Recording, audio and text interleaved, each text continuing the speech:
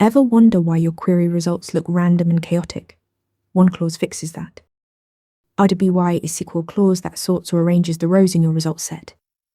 Without it, databases return rows in whatever order is most efficient, which often looks random. Adding RWY gives you complete control. You can sort by any column or even expressions like calculated values.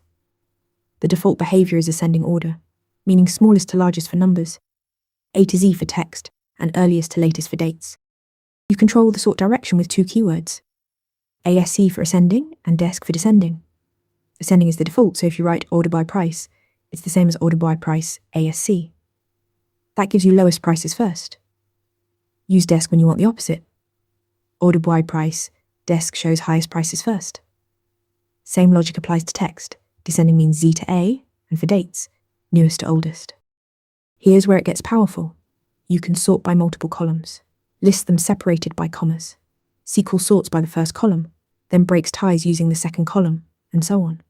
For example, RWY department ASC, salary desk groups employees by department alphabetically, then within each department shows highest paid employees first.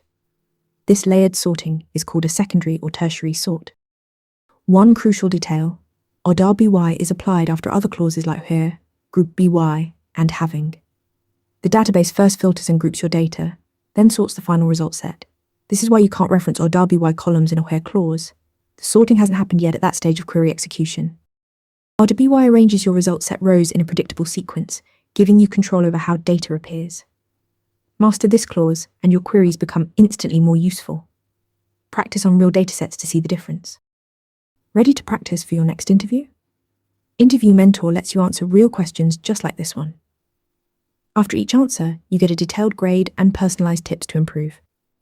Watch your scores climb as you keep practicing.